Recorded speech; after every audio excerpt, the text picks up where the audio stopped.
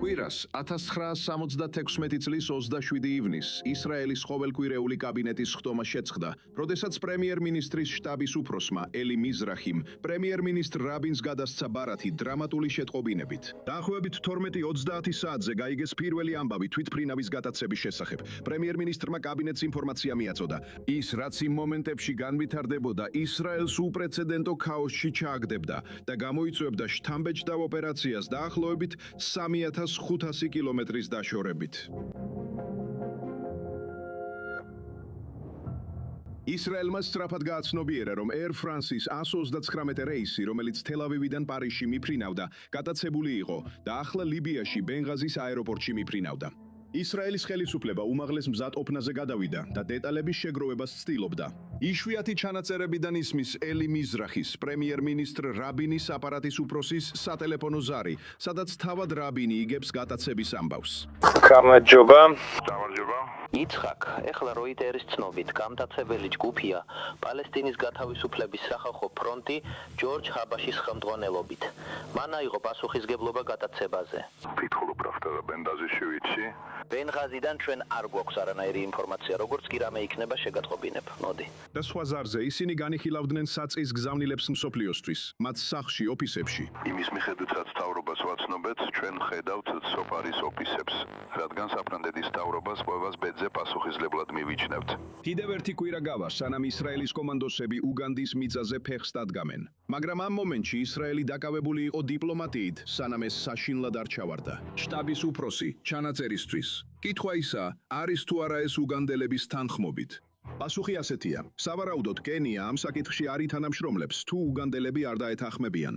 საგარეო საქმეთა მინისტრი იგალი ეგალონი სხვა ქვეყნებს მძევლები არ ჰყავთ და მათ შეუძლიათ ამ საკითხში მტკიცედ იმოქმედონ. 3 დღის ნერვიულობის შემდეგ ბოლოს და ბოლოს გამტაცებლების მოთხოვნები მოდის ყველაზე საიდუმლო ტელეგრამით, რომელიც პარიზიდან 1976 წლის 29 ივნისს საღამოს 6 საათნახევარზე გაიგზავნა.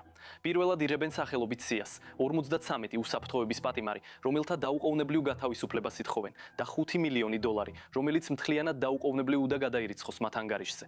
შეიძლება როგორც გამოსასყიდი, შეიძლება როგორც დაცვა, ან შეიძლება როგორც მოტივაცია შემდგომი ტერაქტების ჩასატარებლად. და აქ იწყება ისრაელის დილემა. ტელეგრამაში, რომელიც საფრანგეთსა და ვაშინგტონში ელჩებს გაეგზავნათ, ნათქვამი იყო, რომ ენტებეში მძევლების ბედზე პასუხისმგებელი მხარე საფრანგეთი იყო. სხვა ტელეგრამაში ეწერა, რომ ბონი და პარიზი ერთობლივი პოზიციის ჩამოყალიბებას ცდილობდნენ. 2 დღის შემდეგ ეს კიდევ უფრო მტკიცედ იქნა ნათქვამი.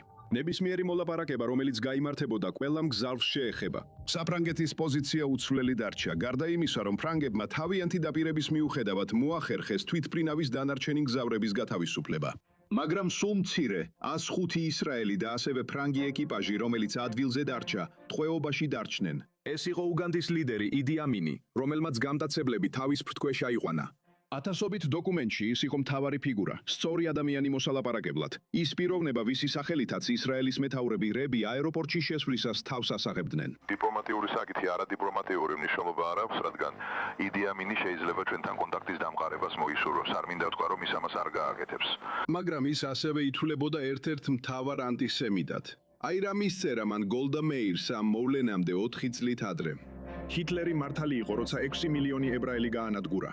ისრაელის თავდაცვის ძალების ყოფილი გენერალი რეხოვა მზევი ასევე აგროვებდა მტკიცებულებებსა და დოკუმენტებს იდი ამინზე, რათა კაბინეტისთვის აეხსნა, რომ არავისთან იყო საუბარი. ამინის წოდვები ასე დაარქვა დოკუმენტების საქაღალდეს. არ ქონდა განზრახვა. პალესტინის ბრძოლის პოპულარული გეგმა მომეყოლა, რომ ძევლები უგანდაში გადაეყვანათ, მაგრამ ჰუმანიტარული მოსაზრებით დავთანხმდი იქ დაშლებას. ამასობაში ისრაელში რთული მსჯელობები მიმდინარეობდა. მივიღოთ მონაწილეობა მოლაპარაკებებში ტერორისტებთან და გავათავისუფლოთ უსაფრთხოების პატიმრები მძევლების სანაცვლოდ. დილემა, რომელსაც ისრაელის ლიდერებს მომავალში 10 წლეულების განმავლობაში გახვებოდათ. ათასობით დოკუმენტს შორის, რომლებიც ანტებეს ოპერაციიდან აქ სახელმწიფო არქივში მოხდა, შეიძლება დავინახოთ ყველაზე ვიწრო განხილვებიც კი. იმ მომენტებში, სანამ გადაწყვეტდნენ, განეხორციელებინათ ალბათ ყველაზე თამამი გეგმა. 3500 კილომეტრი ისრაელიდან ისრაელი მძევლების გასათავისუფლებლად. ასე ხსნის გენშტაბის უფროსი გეგმის დეტალებს. მოდიან 4 თვითმფრინავით, დროის ინტერვალებით, ამბობს გენშტაბის უფროსი. ესკადრილიის მეთაური, რომელიც ლიდერია, მიდის ტბასთან და უხვევს დასავლეთით. რაბინი აჩერებს მას და ეკითხება: იქ ოდესმე ყოფილ ხარ? დიახ, უხვევს დასავლეთით და ეშვება. ეს არის მთავარი ძალა, რომლის ამოცანაც არის, რაც შეიძლება სწრაფად მივიდეს მძევლებთან. კუტი ადამი, გენშტაბის უფროსის მოადგილე, მირეკავს და აფრთხილებს. მოამზადე ჯარისკაცების ჯგუფი უნდა მოხვიდეს სასწრაფოდ გენშტაბში, კრიაში. მაგრამ ამ ეტაპზე არც დაზვერვა იყო, არც ანალიზი და არც გეგმა. მან ეს ჩვენ დაგვავალა. კითხეთ, როდის ფიქრობენ? მან თქვა, 24 საათში გავფრინდებით, თუ ოპერაცია იქნება. კითხე, რაზეა საუბარი? მან თქვა, ჯერ არ ვიცი. ოფისში გლობუსი მაქვს, ადრე ხომ ბლობუსები იყო, იცი? მოდი ვეძებოთ ანტებე უგანდაში. ჩვენ გავაკეთებთ იმას, რაც საჭიროა, გავათავისუფლებთ მათ, ჩვენ ასევე ანტიტერორისტული საბრძოლო დანაყოფი ვართ.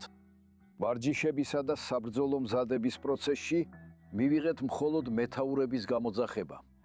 დანი შომერონი, მატან ვილნაი, მე და იონი ნეთანიახუ. თავრობის ხდომაზე მისასვლელად, სადაც უნდა მიეღოთ გადაწყვეტილება ოპერაციაზე. არასდროს ყოფილვარ თავრობის ხდომაზე, უნდა ვაღიარო, მაგრამ რაბინმა თქვა, მინდა ყველა მინისტრს, ვინც იღებს გადაწყვეტილებას, კონდეს შესაძლებლობა დაუსვას ნებისმიერი კითხვა სამხედრო მეთაურებს, რომ დარწმუნდნენ, შესაძლებელია თუ არა ოპერაციის განხორციელება. და ასე იყო.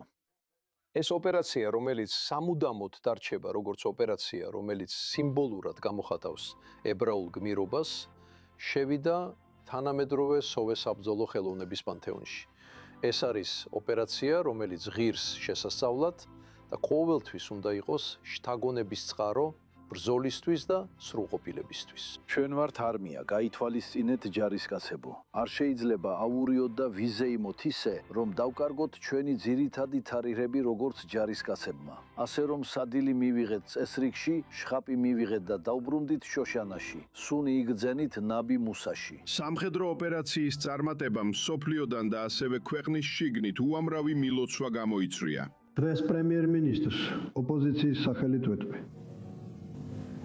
ჩვენი შეხედულებები განსხვავებულია ამ თავისუფალ სახლში. მომავალშიც აუცილებლად გვექნება სერიოზული, საფუძვლიანი, შესაძლოა მწვავე დებატებიც, მაგრამ დღეს მთელი გულით გეუბნებით, ბატონო პრემიერ-მინისტრო, ისურვებთ წარმატებას.